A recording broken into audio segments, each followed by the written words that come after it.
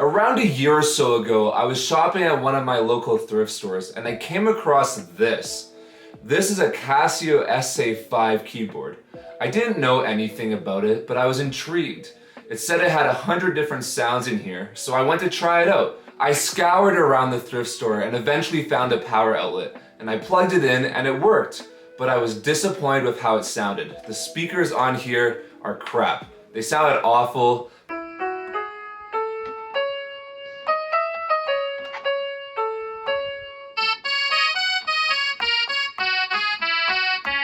But I figured it was $8, so you know what, I would take a risk and then try it once I got home. I plugged my headphones into this unit once I got home and I really liked the sound of it. It wasn't great, but it had a cool character to it. But I had one issue. I didn't have a cable to plug this unit directly into my audio interface so that I could record with it. And then I never bought one for a year, but I got one now, so I figured now's the time to do a video about this. So today I'm going to tell you a little bit about what this keyboard is, and then I'm going to write a song using it. It's going to be a lot of fun, and I hope you enjoy. But first, welcome. My name's Cole, but you can call me Cole G. I like telling stories through music gear and writing music with it. If that style of content interests you, please consider subscribing to the channel. It helps out a lot. But anyways, let's get into this video. So what is this keyboard that I found? Well, it's a Casio SA-5 and it was released in 1992, a part of Casio's Tone Bank series. The sounds on this unit are produced using wavetable synthesis and samples. Some people have modded this unit so that the samples play on loop, but I haven't done that. There's 100 different playable sounds in here, ranging from electric pianos to sound effects to string sounds. There's 24 rhythm, accompaniment, and funny sounds that play on here. You can't actually control them, they're more like a backing track, and 5 actual songs built into this unit. This keyboard is duophonic, meaning that you can only play 2 notes at a time, so you can't really play chords on this unit, just intervals and actual single note melodies, which honestly for the form factor I think is okay, though I would have preferred it to be polyphonic, of course. My criticism of this unit is pretty invalid in my opinion, because I bought it 32 years after it was released, and I bought it from a thrift store for $8, so I don't really think my opinion matters at all.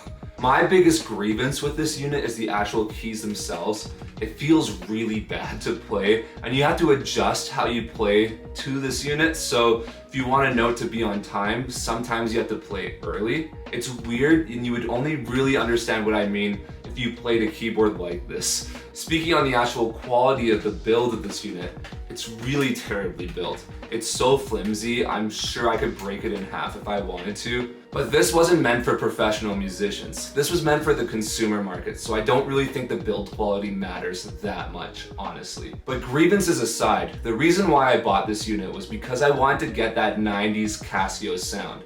Some people love it, some people hate it. I just consider myself a collector of sounds. And honestly, this is a really cool collection of sounds in my opinion. On that note, let me show you some sounds. Alright, so I've plugged the Casio into my audio interface, and here's how it sounds. I'm on the default setting, which is just a piano.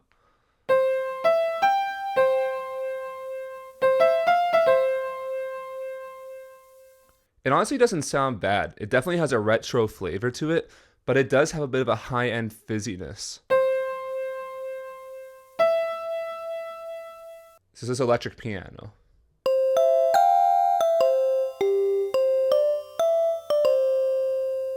Doesn't sound too much like an electric piano.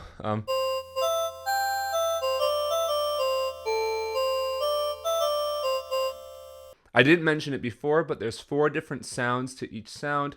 The tone, the original, edit 1, edit 2, and edit 3. Let's check out some rhythm accompaniment.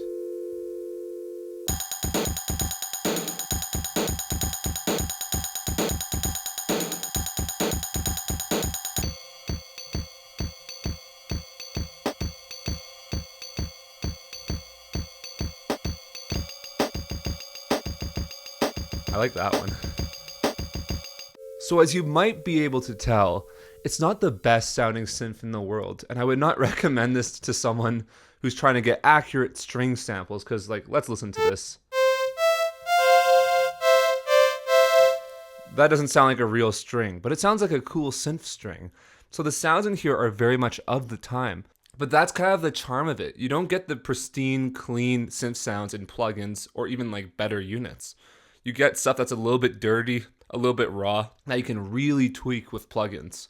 So let's do that right now, actually. All right, so I've put a low pass filter on here, and here's how it sounds with that same string setting I just played.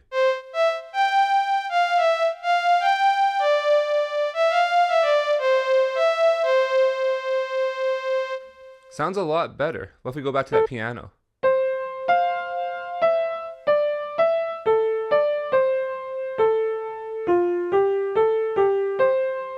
So it has a lot more of a softer vibe to it. And if we use some of the synth sounds on here.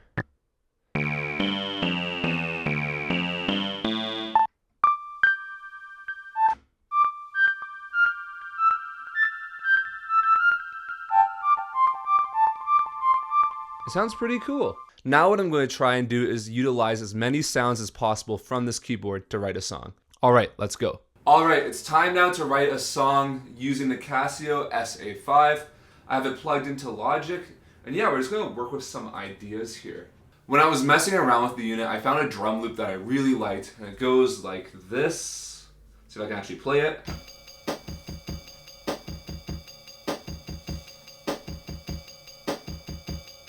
It's pretty simple. I really like how it sounds, though. I think it'd be cool to have as like an intro part of the song. The vibe I'm going for is kind of bedroom pop, lo-fi-esque, but not really. I'm keeping that intentionally vague because I'm not really sure yet. But we're going to start with that, and I kind of plan on bringing in synths at the beginning and then building the song up around there using my like a guitar, baritone guitar, bass, actual more real sounding drums per se. But yeah, we'll just kind of go with that for now. Sounds like a mellotron.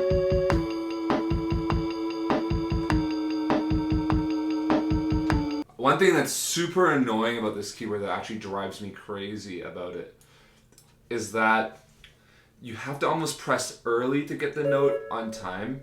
I'm struggling with this part right here, even though it's quite simple. It's only 2 notes at a time, but I have to press earlier than I think I should. But if I press too early and too hard initially, I get nothing.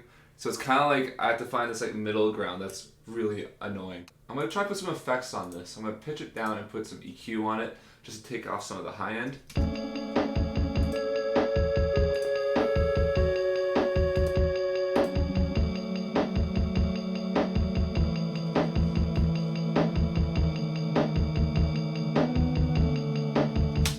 Okay, I'm liking the vibes of that.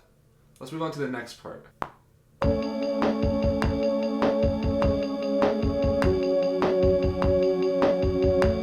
So I have a lo-fi lead sound that I made here. It's basically just using a reverb and some EQ plugins.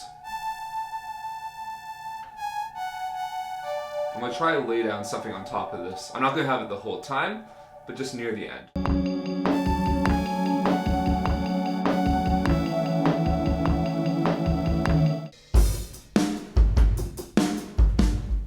So I think for this sound, I'm going to go for a more modern indie drum sound, but I'm also going to pitch it down.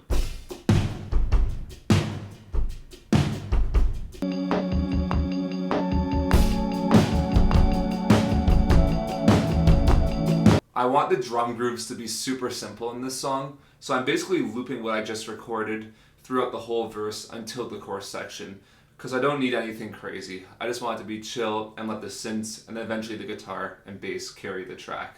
I'm going to mess around with the string ensemble sound. I kind of like how that one sounds.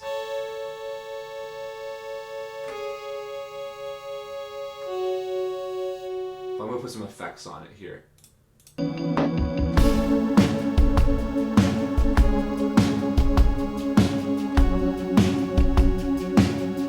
I really like this pre-delayed piano. Sounds super sick in my opinion.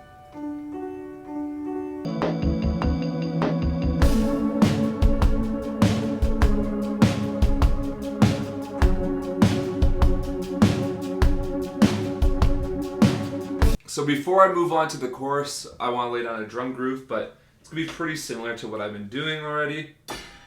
I want to be, though, just with a ride cymbal. So So let me go and just quickly record that and loop it again.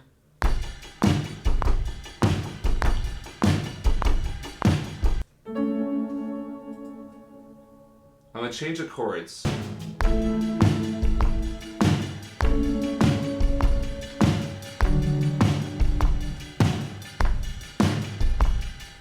Now I'm going to try double what I just played there with maybe the same string ensemble sound that I was using before. Let me get it.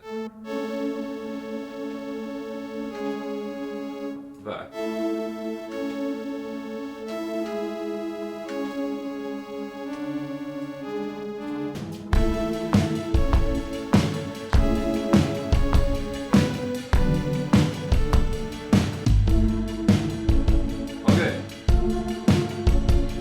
I think I've got most of the keyboards down that I need. I think I might add some guitars here soon. Nice. That's it. Let me grab my guitar. Alright, so I got my guitar. This is my Japanese baritone Jaguar. Apparently it's pretty rare. I've been looking for it for years. I just did a video on it last week or 2 weeks ago if you want to check it out. It's a great guitar.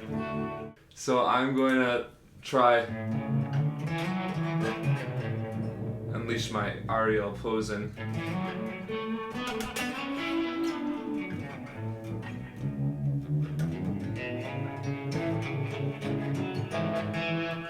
I'm using Line 6 Helix Native for this sound. I kind of feel like Line 6 Helix Native is honestly a bit underrated. Everyone talks about Neural DSP, and I got Neural DSP stuff. It's phenomenal, you know, it's great. SEL Tone Lab stuff is great, but honestly, I think my favorite is the Line 6 Helix Native. You just have everything in there. It sounds great.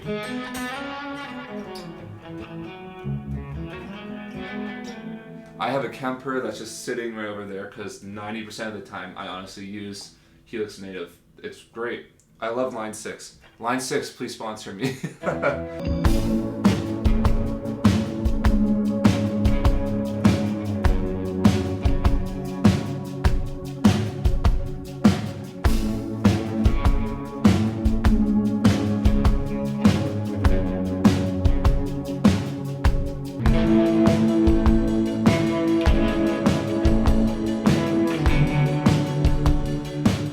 Now I'm just gonna lay down a bass, and like that's kind of the whole song.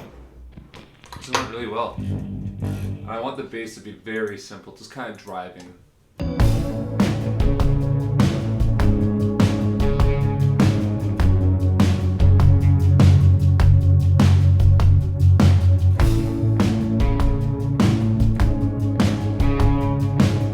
Alright, so I think I got a pretty good foundation for everything. I'm pretty happy with all the sounds. I may add a couple of things, add a couple of guitars in, and I'll film myself doing that later, but right now, I'm really happy. I think this is sounding great.